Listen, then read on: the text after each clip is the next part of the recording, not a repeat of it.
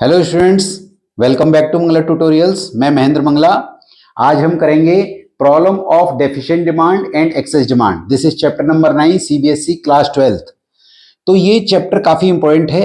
इससे पहले की जो दो वीडियोस हैं आपके, जिसमें एग्रीगेट डिमांड एग्रीगेट सप्लाई क्या है और शॉर्ट रन इक्विलिब्रियम क्या है, वो मैंने ऑलरेडी अपने जो अपने चैनल पे अपलोड कर दिया है, आप वहां देख सकते हैं। तो उसी सीरीज में ये आपका नेक्स्ट चैप्टर है। तो हम इसमें डिस्कस करेंगे सबसे पहले what is full employment equilibrium. Full employment equilibrium सबसे पहली पॉइंट ये आता है कि फुल एम्प्लॉयमेंट मतलब सारे रिसोर्सेज यूज हो रहे हैं, that is what called full employment. तो जब एग्रीगेट डिमांड और एग्रीगेट सप्लाई बराबर होते हैं तो वो इक्विलिब्रियम होता है। और इक्विलिब्रियम कहां हो रहा है? जहां हमारे फुल रिसोर्सेज यूज हो रहे हैं। तो उसको क्या बोलेंगे हम? जब सारे रिसोर्सेज यूज हो जा रहे हैं और साथ में जो हमारी सप्लाई हो रही है वो मैक्सिमम है, जो आउटपुट हो रहा है वो मैक्सिमम है और डिमांड भी उतनी ही हो रही है, दैट इज व्हाट कॉल्ड, क्या बोलेंगे हम उसको? Full employment equilibrium. तो when aggregate demand is equal to aggregate supply at the time when full resources are used, इसको क्या बोलेंगे हम? Full employment equilibrium. क्लियर? समझ में आया? दूसरा है हमारा under employment equilibrium. What is under employment equilibrium? Under employment equilibrium में भी आपका एग्रीगेट डिमांड एग्रीगेट सप्लाई के बराबर हो सकता है, बट यहां रिसोर्सेज फुल यूज नहीं हुए। इसका मतलब यहां कुछ रिसोर्सेज अनयूज्ड रह गए, कुछ अनएम्प्लॉयमेंट है, कुछ और रिसोर्सेज अभी यूज नहीं हुए हैं। इसका मतलब अभी कैपेसिटी है, अभी और प्रोडक्शन इकोनॉमी के अंदर हो सकता है, बट डिमांड उतनी नहीं हो पाई, डिमांड उसके नीचे रह गई। तो इसको क्या बोलेंगे? ये भी आपका इक्विलिब्रियम तो है, बट यहां पर रिसोर्सेज फुल यूज नहीं हुए। अगला टॉपिक है वॉलेंट्री अनएम्प्लॉयमेंट। वॉलेंट्री अनएम्प्लॉयमेंट का मतलब क्या है?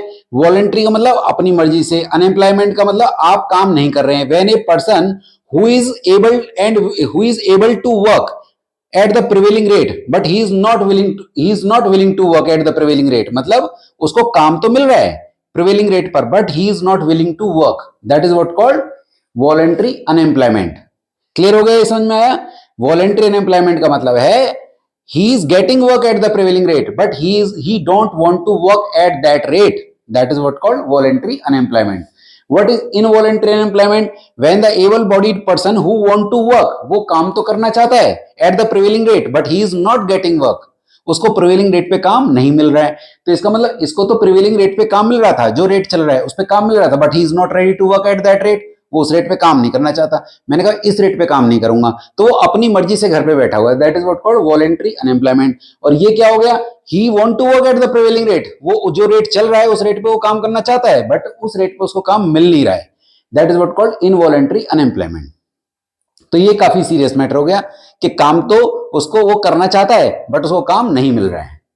नेक्स्ट हमारा है फुल एम्प्लॉयमेंट। फुल एम्प्लॉयमेंट का मतलब क्या है कि एक ऐसी situation when a person who is willing to work at the prevailing rate and he is getting work, वो प्रिवेलिंग रेट पे काम करना चाहता है और काम भी मिल रहा है, तो वो कौन सी सिचुएशन हो गई? Full employment. प्रिवेलिंग रेट पे काम भी मिल रहा है, वो करना भी चाहता है, तो इसका मतलब फुल एम्प्लॉयमेंट है। बट फुल एम्प्लॉयमेंट का मतलब ये कभी नहीं होता कि वहां पे जीरो अनएम्प्लॉयमेंट है, वहां पर कुछ ना कुछ अनएम्प्लॉयमेंट पाई जाएगी, और वो कौन सी है? या तो फ्रिक्शनल है, कौन सी है? या तो फ्रिक्शनल है या कौन सी है? स्ट्रक्चरल है। आपने कहा फ्रिक्शनल कौन सी होती है? फ्रिक्शनल होती है कि जब आप एक जॉब से दूसरी जॉब पे शिफ्ट करते हैं। क्या करते हैं? जब हम एक जॉब से दूसरी जॉब पे शिफ्ट करते हैं तो उसको क्या बोलेंगे हम? Frictional unemployment. मतलब क्या होगा? आपने यहां से तो जॉब छोड़ दी और दूसरी जॉब ज्वाइन की और आप 5 या 10 दिन के लिए अनएम्प्लॉयड थे, वो फ्रिक्शनल अनएम्प्लॉयमेंट है।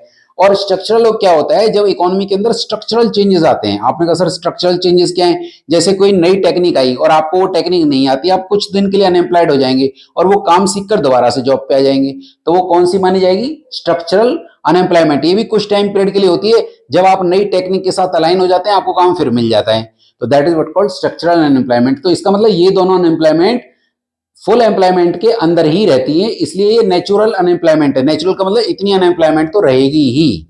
क्लियर? तो इसके बाद हम बात करेंगे what is deficient demand and excess demand. ठीक है, तो स्टार्ट करते हैं।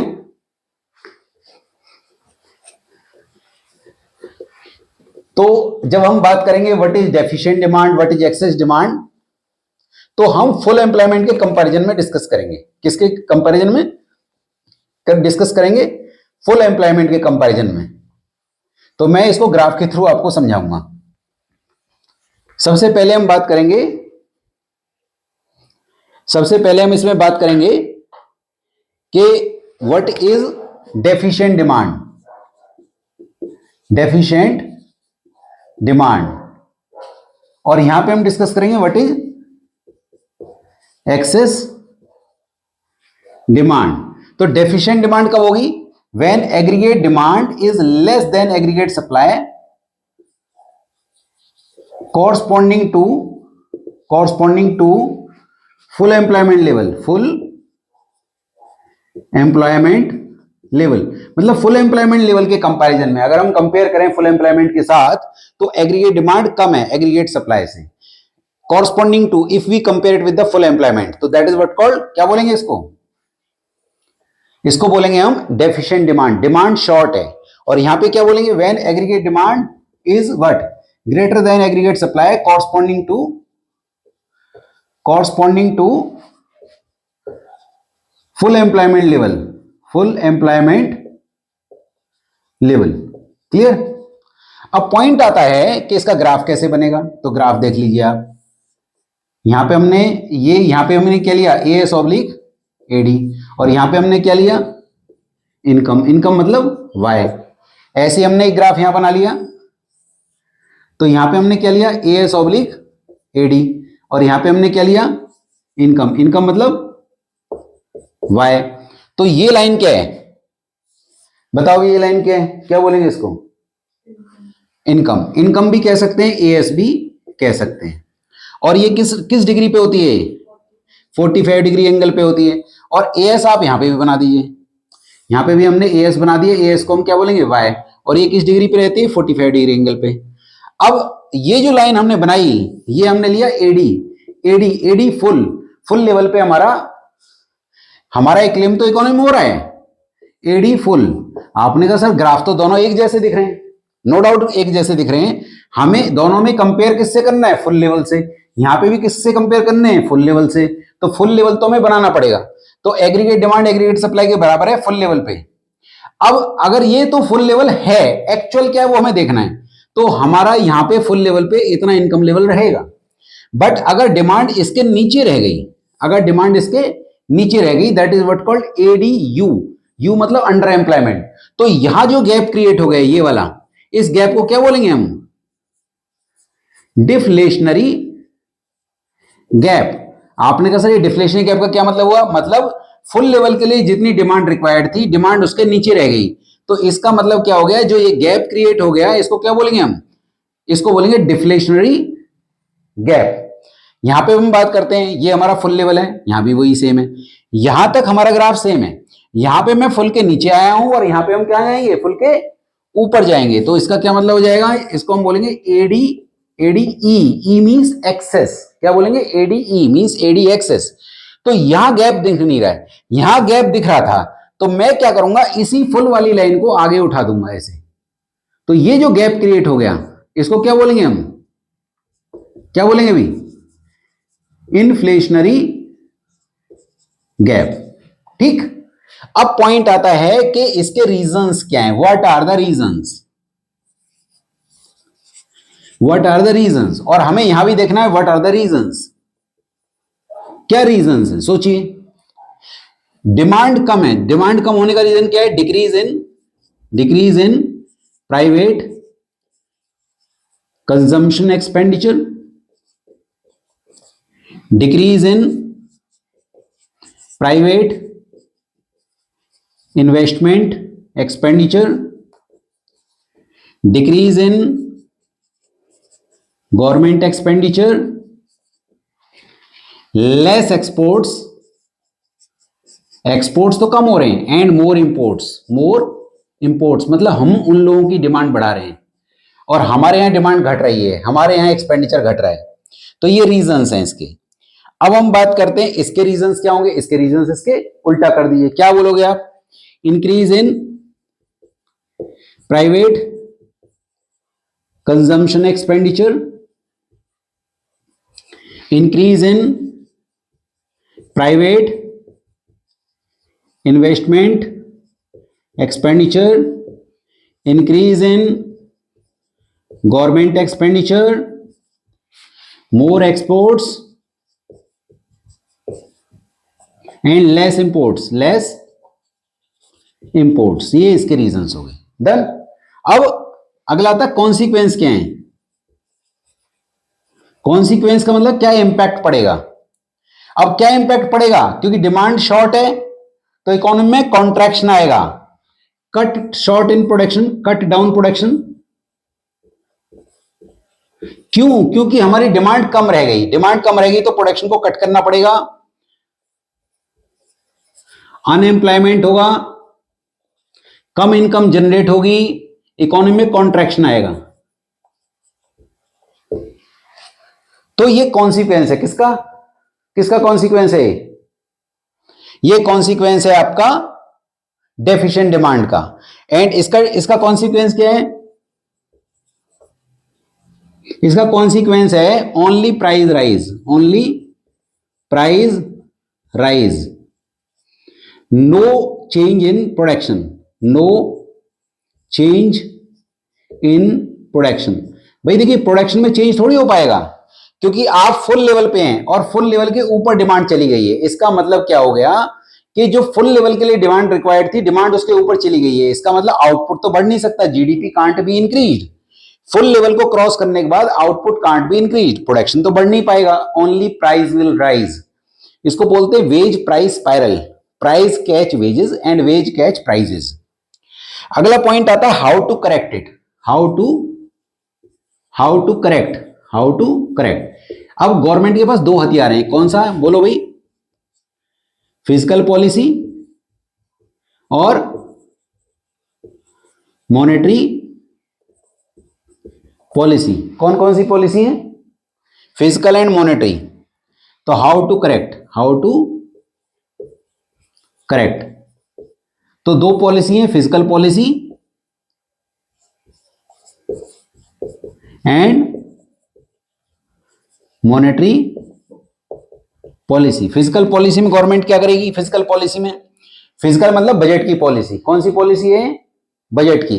तो गवर्नमेंट को क्या करना है फिजिकल पॉलिसी में, गवर्नमेंट को अगर डिमांड डेफिशिएंट, डिमांड शॉर्ट है, तो गवर्नमेंट को अपना खर्चा बढ़ाना चाहिए, घटाना चाहिए, बढ़ाना चाहिए। तो increase in government expenditure, government को अपना खर्चा बढ़ाना चाहिए। And decrease in taxes, taxes को घटाना चाहिए। एंड लेस पब्लिक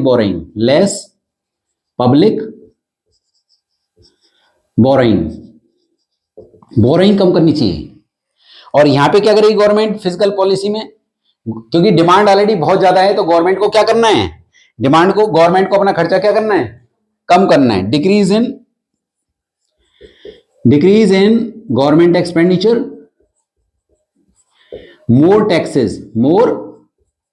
टैक्सेस और मोर पब्लिक बोरिंग, पब्लिक से बोरो कर लेना चाहिए, डिमांड ज्यादा है मतलब पब्लिक पे पैसा ज्यादा है। और मॉनेटरी में क्या करेंगे, मॉनेटरी ऑफ आरबीआई पॉलिसी बोलते हैं। तो बैंक रेट को क्या करना चाहिए, डिमांड कम है तो डिमांड को बढ़ाने के लिए गवर्नमेंट उसको आपका आरबीआई को क्या करना है, बैंक रेट को कम करना है। तो डिक्रीज इन बैंक रेट को कम कर दीजिए। Decrease in CRR, cash reserve ratio कम कर दीजिए। डिक्रीज इन एसएलआर, मतलब रिजर्व में कम जाए और लोन ज्यादा जाए। एंड ओपन मार्केट ऑपरेशन में क्या करेंगे, ओपन मार्केट ऑपरेशन में गवर्नमेंट सिक्योरिटीज को आरबीआई क्या करेगा, गवर्नमेंट सिक्योरिटी को यहां पे क्या करेगा, डिमांड डेफिशिएंट है तो बाय करेगा। क्या करेगा, बाय करेगा। आपने कहा सर बाय करने का मतलब क्या है, बाय करने का मतलब यह है कि वो गवर्नमेंट सिक्योरिटी पब्लिक के पास है तो उसको बाय कर लेगा कि वापस दे दो और अपने पैसे ले लो।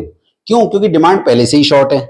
और यहां क्या करेगी आरबीआई, बताओ भी, increase in bank rate, increase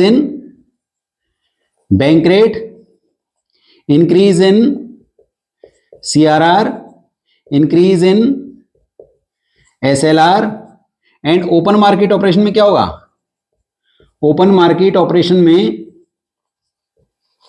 government securities को क्या करेंगे, सेल, आरबीआई सेल करेगा। तो इस तरीके से सेल करने से क्या होगा कि आरबीआई उसे सेल करेगा, लोगों से खरीदेंगे, लोगों का पैसा आरबीआई के पास आ जाएगा और उनके पास परचेजिंग पावर घट जाएगी। इससे हमारा इन्फ्लेशन काबू में आएगा, क्योंकि यहाँ पे इन्फ्लेशन आ रहा है, डिमांड एक्सेस है, क्योंकि चीजों के रेट बढ़ रहे हैं तो इन्फ्लेशन आएगा। कॉन्सिक्वेंस क्या है? ओनली प्राइस राइज, जीडीपी तो बढ़ेगा नहीं, no change in the production, no change in the production और जीडीपी, जीडीपी तो चेंज होगा नहीं, आउटपुट तो चेंज होगा नहीं। तो आप इसका अगर स्क्रीनशॉट लेना चाहें आप ले सकते हैं।